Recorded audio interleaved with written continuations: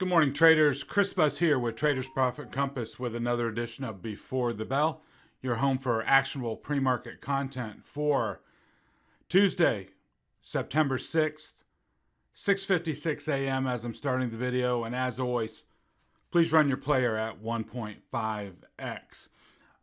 Coming out of the nice 3-day holiday, I hope you guys had a good opportunity to recharge your batteries, get ready for fall trading. I think what we're going to see is, some volume pickup now that,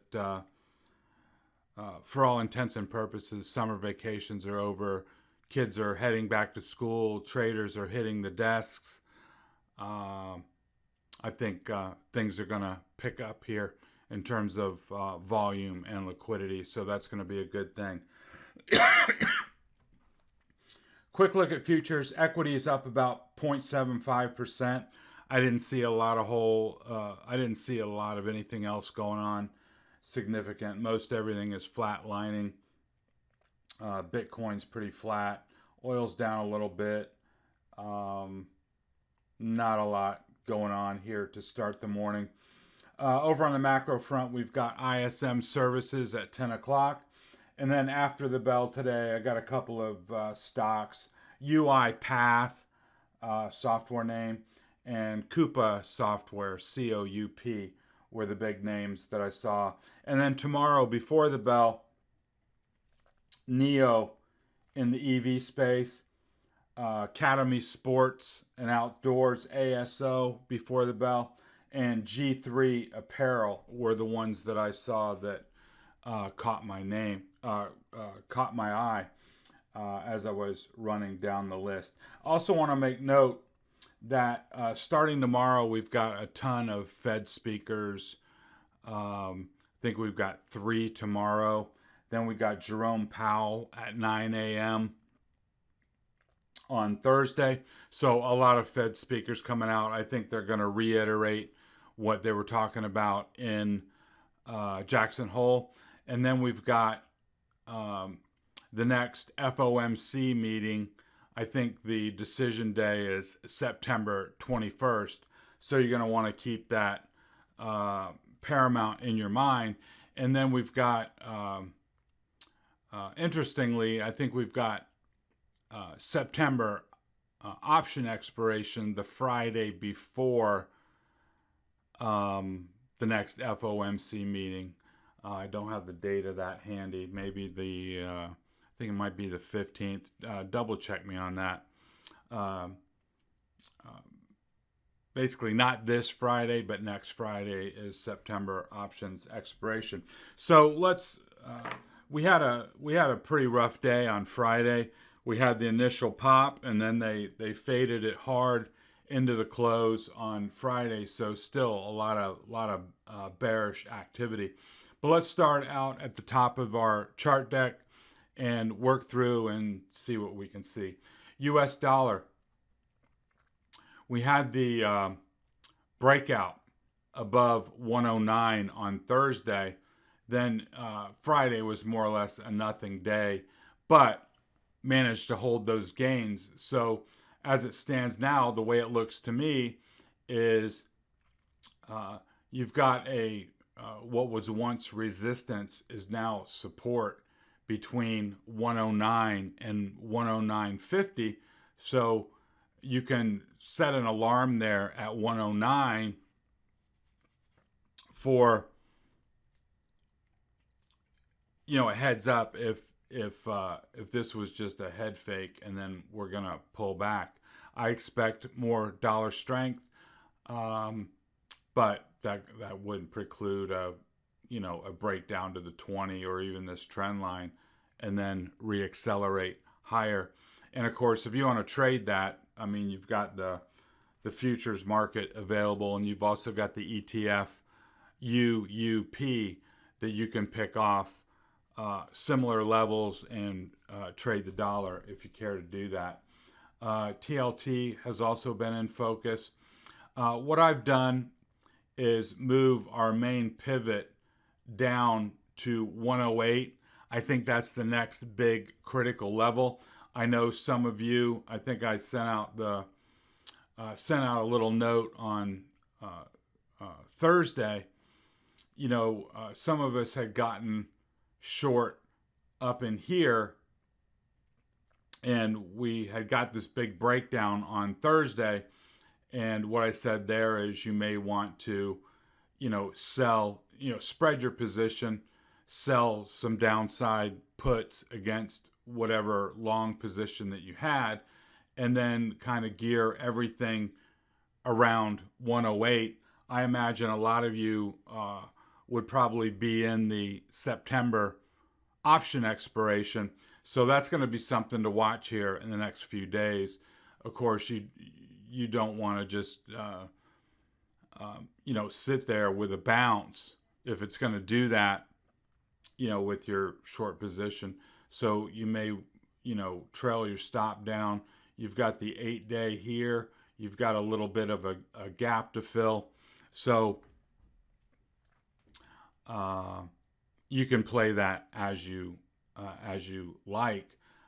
What I've been expecting is a move down to 108 to revalidate this low, and then from there position for either a recovery or a bigger breakdown below 108.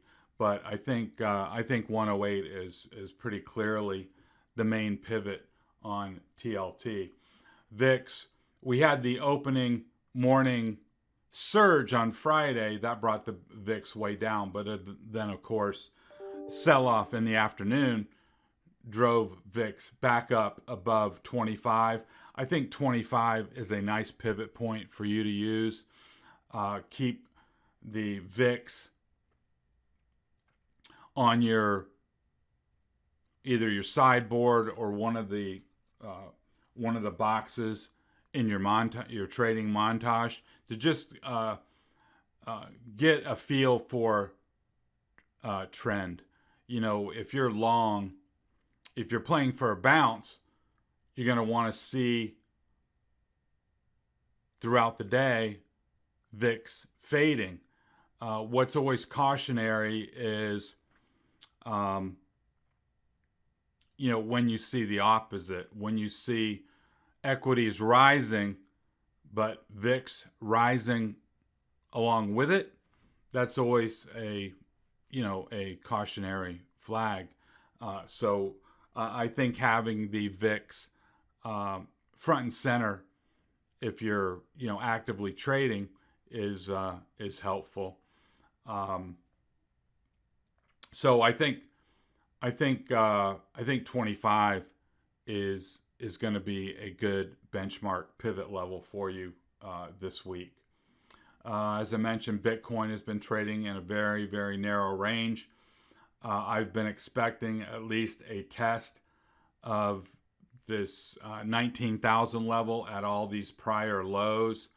I think we make it down there, but that, kind of does its own thing. If we get a bounce in equities, I would expect Bitcoin to be, to lift along with it. I think it remains a good barometer of risk on, risk off, liquidity in the markets. So I like to watch Bitcoin, even though I'm not a big Bitcoin trader. Over the weekend, OPEC announced a production cut to their output, largely seen as symbolic. But, as you'll recall, through the spring, they had put through a series of increasing production levels that I think at the end of the day, it's all been symbolic. They never met those production quotas that they had thrown out there that they put. I think spare capacity has largely been eaten up. I don't think there's a lot of room for them to add a lot of production. Sure, they can cut production, but uh, I think there's an element of equilibrium on the in the markets right now. From a chart perspective, aside from macro trading and all that kind of stuff, is you just got to watch this low. I think, as long as this low holds, I think you got a very objective long in oil. But you lose this low here, then you're going to be into the I think you're going to make a fast move down into the mid 70s and probably a lot lower. If you really think about it, this is a really important level. I'd like to see it get back above 88. I mean, this is a good long down here. Don't get me wrong, but you've got a large volume over price area here to contend with on the way up. And you notice that in this area, awful lot of trading happened and price didn't go anywhere. So I think a move above 88 would open the door to a run back up to the top of this range right here towards 94. And that's where the 200 lies. And you can see that all the moving averages are turning down, and that in the prior upswing, that price got rejected right at the 50. That's a nice example of how a moving average could act as resistance on the way back up. So here's what I'm most interested in right now, and that's our McClellan oscillators. You can see on the NYSE, the NYMO, we're down here at where are we at? At minus 95, we had gotten down into the nearly minus like 105 area. I think the risk reward for trying to press shorts here is very, very limited. I'd much rather see you either being, either stepping aside and waiting for price to prove it can move higher, or being long against some of these lows that we're going to look at, because we've seen it time and time again that when NYMO gets this extended, unless there's some major shock, I think this is due for a bounce. And NAMO as well, down here at minus 76, I think is in the same category. I think, if we were just look longer term, I think I made it pretty clear that during this Fed tightening cycle, I do believe them. I believe that at least through the end of this year, they're going to hold their ground, not pause or capitulate. I think you're going to get an increase in a couple of weeks of either 50 or 75 basis points. I think you're going to continue to see the Fed talk tough through the end of this week. I think you're going to see Jay Powell talk tough on Friday. And, going back to his speech, I mean, he said quite candidly, expect personal household pain. You usually do not hear that from a the head of the Fed. Expect pain. He's going to be willing to sacrifice jobs. He's going to be certainly willing to sacrifice the market. He does not, he's happy when it's going down. Why? It's pulling liquidity. It's pulling liquidity out. He's got the reverse wealth effect going. He wants to see housing prices come down. He wants to see the market come down. He wants to see inflation come down. And to do that, he's got to kill demand. And the only way to really do that is, by continuing to raise rates. I think you're going to get another increase after September. I think they have a meeting in early November. I think it's actually right before the election. I think you're going to see an increase there. And then we'll have to wait and see what happens in the last meeting of the year in mid-December. You may see a pause there. You may see another increase, but that's down the road. We got a lot of trading to do between now and the December FOMC meeting. But to the larger point, I expect the market to go lower, but tactically, because of the oscillators, I'm largely favoring a bounce here. Moving on to SPY. We had the little fake move higher. You can see price below all the moving averages. That's bearish. It's just very, very simply, it's got to hold 390. That was the line of resistance here that we had pointed out last week. We made a move up. Big wide-ranging bar came down to tag the prior lows at 390, and that held. I think you can be long against 390, and hey, if they bury it and you're active, intraday, and you see 390 fail, you can get short there and try to ride something out intraday.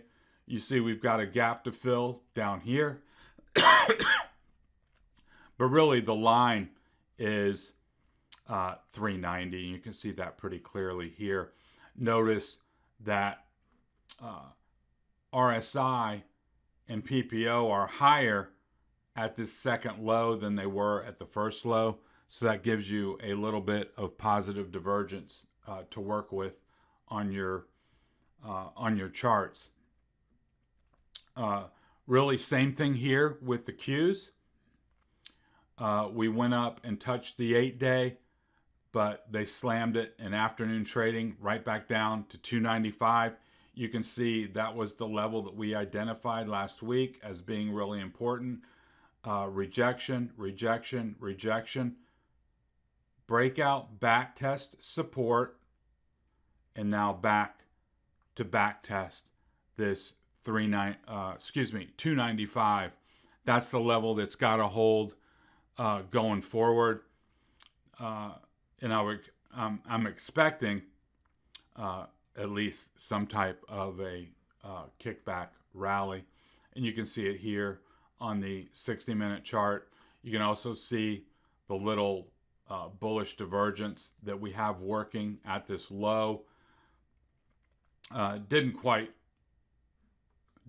make a full touch, but you've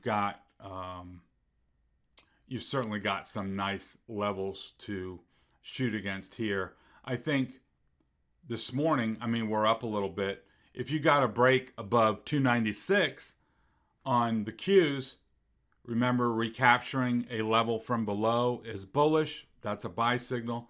You get a break above 296.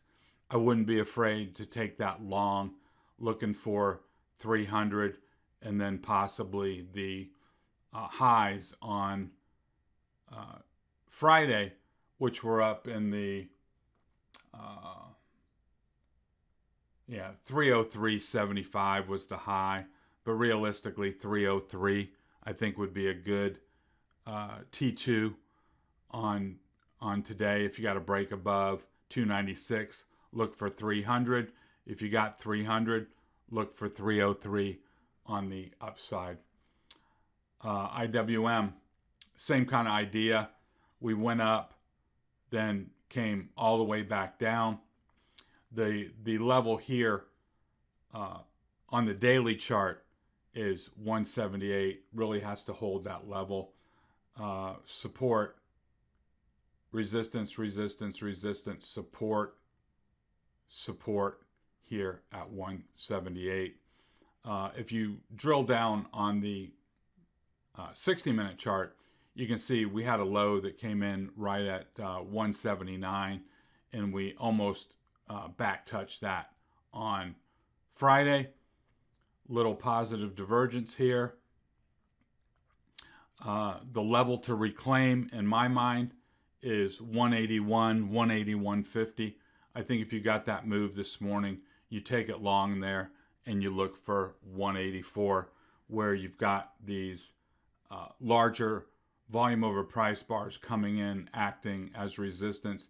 You can see that on Friday, or actually going into even on Thursday, we had a reach up to 184 that got rejected. Then we had 2 additional hours of testing the highs at 184, could not get through, and then it just let go in afternoon trading. And if you got that trade, kudos to you. I mean, that was a really, really nice trade if you got that. And just remember your your trading principles. If you've identified, let's just use this as an example. If you've identified 184 as resistance, and you see, hey, we've spent multiple hours at 184, and it looks like price is being stalled in that area. Absolutely nothing wrong with trying a short against these highs and against resistance, and hope for a Friday afternoon sell-off. And if you did that, you got paid well. And so that was a very objective trade to make. And if price somehow gathers itself and breaks above 384, then you get stopped out, and then you've got to reorient to the long side. Meta made a run up here. You can see had made a run the other day up towards this 167 level, got rejected. Now we're back in this open gap area that runs from 162.14 down to 157. I think the move this morning, depending on what transpires, is you can use this the closing value at 160.32 as a pivot, and then if it were to break out above the gap at 162.14, that would be a buy. And then you've got some downtrend resistance to deal with here.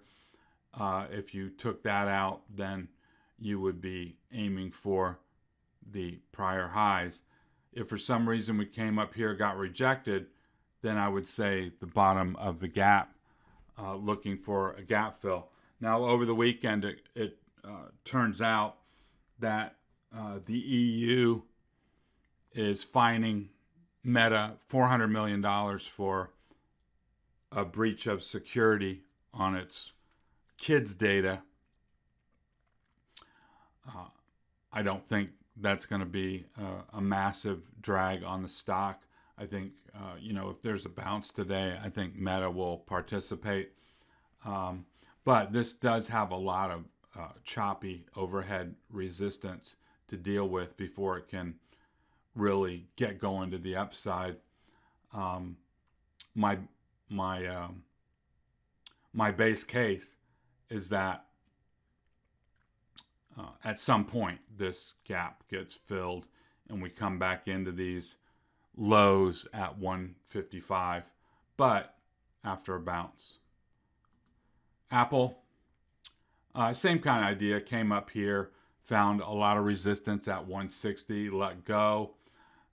This was also, what I'm trying to do here is just recap some thoughts from Friday that may help you in the future. So we gapped higher, and we got above the old gap here in purple, right above this 159.50 area. But you can see spent 4 hours not making any progress. And then when it moved back into the old trading range, remember our trading principles, your target is the bottom of the box. You got that really in one move back down to the bottom of the old gap, and then went right through that and almost got down to retouch these prior lows. So going forward, I think you can stay long against these lows at 154.50, and your buy trigger points will be, again, 157 coming back through to the upside, and then 159.50 at the top of the old gap and resistance here. And then if it can make that move up to 162.50. Same chart patterns across the board. We had a run up here to 280, and then right back down. I think it's just got to hold these lows here at 267.50. As long as it does that, I'd be favoring the long side versus the short side. And what really needs to happen to get this going is a break above 275. You see that was posed a lot of support in this area, so it's going to be resistance over here. Microsoft, same chart, made a run at 264, got rejected, and then slammed back down to the lows. I think you've got a nice pivot here at 256. If there's a pre-market run and it takes out 259 at the top of the gap, I think you can buy it there and look for 264 to be tested again. If for some reason it comes up and then they sell it off again, you've got a clear sell signal at 258 to get short for this gap fill down to 252. So there's still a worthwhile gap to pay attention to from 256 to 252. Nice $4 potential $4 move there if this prior low should happen to fail today or in the days ahead. Netflix broke out, but then pulled back, did not come all the way back to the lows. I think you got a nice pivot here at 127.50. And the point I want to make here also is this. I've shown you a lot of charts just here recently. Most of them broke out of their 1 hour downtrend line. Normally that's a bullish move. And to have so many of those charts fail, what I mean by that is, break out and not be able to really hold it and then come back down. That's bear market action. When you see a breakout above a trend line, that's a buy signal. And certainly you have to take it long when you see that. But in so many cases, like we've just shown, those breakouts, more or less, all of them failed. And that's when you start seeing failed bullish moves, that points you to, bearish price action. When you see moves that should be bearish not play out, then that leads you to bullish price action. But here was another example. You got a breakout, but then that breakout failed, and that resulted in a big pullback. So Here's one instance where that failed, and here's another instance where the breakout proved to be false. Google clinging to the top of this gap at 108. I think you want to be long against 108 and see if you can't get a move up into 110, 111, where you've got a band of resistance, and then you've got the 1 hour downtrend line coming in right near, depending on when it gets there, at 111. If it can break 111, then I think you got a chance to come up to 113 and a half. Netflix. I mean, when you start drawing charts,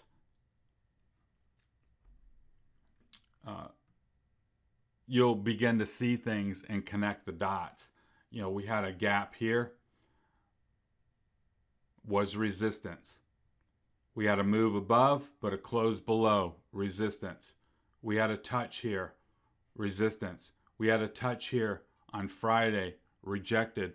So that tells you how important that 234 is on the Netflix chart, because you've had quite a number of days, rejection, rejection, rejection, rejection, rejection. That tells you how important that line is.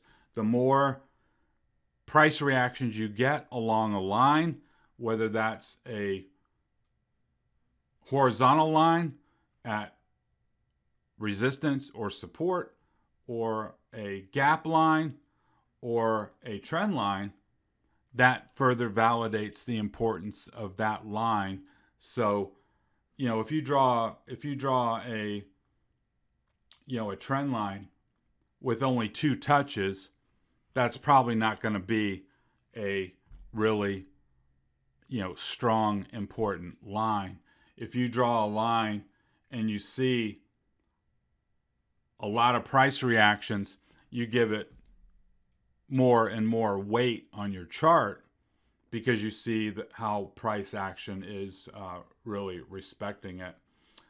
Moving on to semis. We had a little move here, got rejected right at resistance. Notice all these touches of support. That line becomes resistance, and it was resistance on Friday. Could not get above 214 and then pulled back. I think you've got some little levels here you can shoot against. 208.50.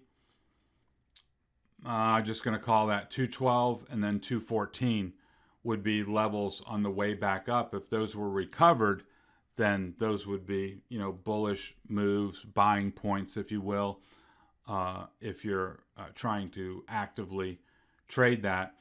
And remember, I like to link the SMH to the Qs. I want to see those both in gear. If I'm trying to be long on the Qs, and either SMH is doing nothing or going lower, then I think the move on the Qs is a little bit suspect. So if you see a bounce in the Qs and you get it confirmed on the semis as being risk on, then I think you can be a little bit more secure in your assessment that the Qs are going higher. Quickly through ARC, I'm just going to show you the daily charts.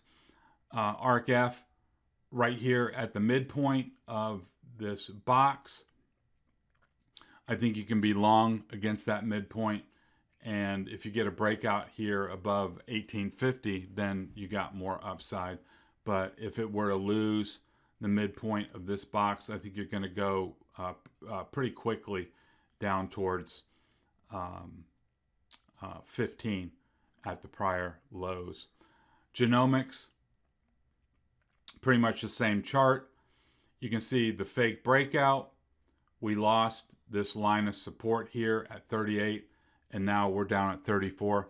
I think 34 is a nice pivot to trade against and around in the days ahead. ARK-K, very much the same chart.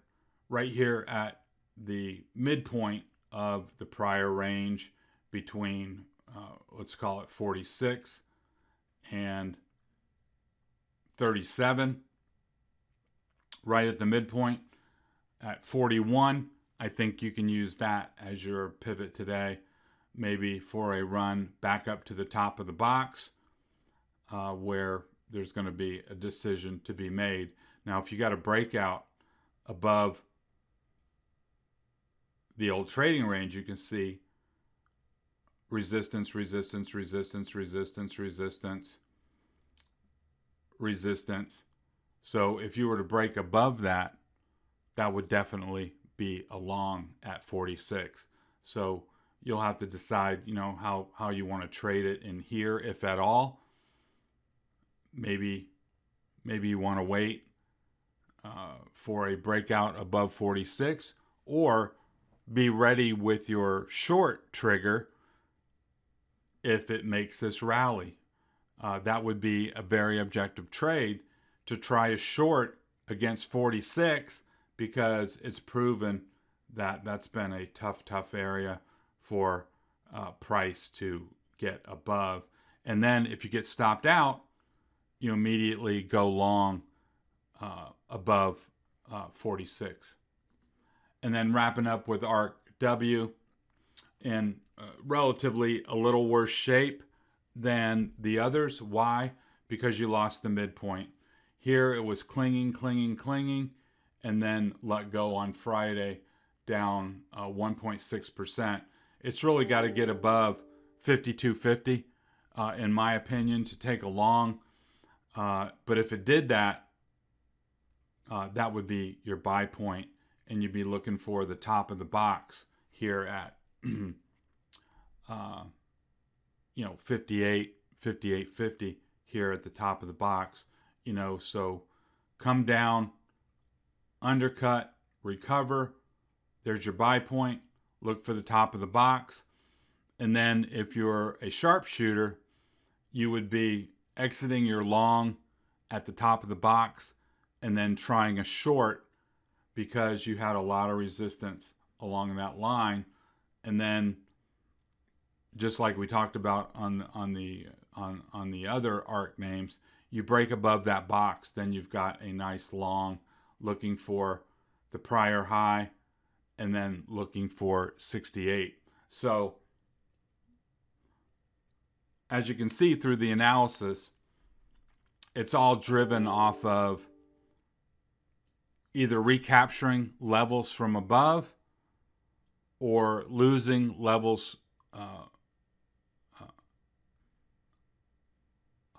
Let me restate that.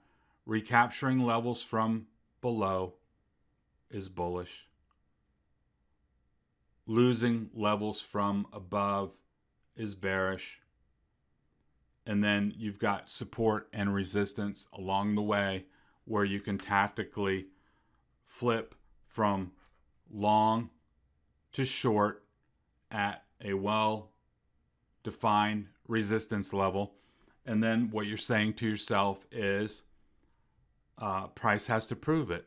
If it proves it can get above resistance, I'll be stopped out. Then I'll have a good line to shoot against long. But until it does that, you defer to the levels, right? You would be assuming that price would get rejected here at the top of the box. So I hope you find that helpful. Let's wrap it up there. Remember those NYMO extreme readings. Be really careful with your shorts. Understand what you're trying to do with it. Whether you're playing the real long game and you're happy to ride out any little bounce that we may have here, or if you're going to be very tactical with your trading, where you're kind of waiting and positioning for a bounce with the oscillators at extremes. So let's wrap it up there. If you're new to the channel, thanks for spending some time. Hit the subscribe button, the alarm bell. You'll get notified of YouTube content. And then over in the show notes, you'll find a link to the blog site where you can drop in your email address and get all my content, whether it's the midday note, trade idea, whatever it may be, you'll get that during the day right in your email box. You won't have to look for it. So let's wrap it up there. Hope you guys have a good day of trading coming out of the holiday. Get ready for, I think, what's going to be some brisk fall trading. And let's see how it goes. This has been Chris Buss with Traders Profit Compass. Talk to you next time.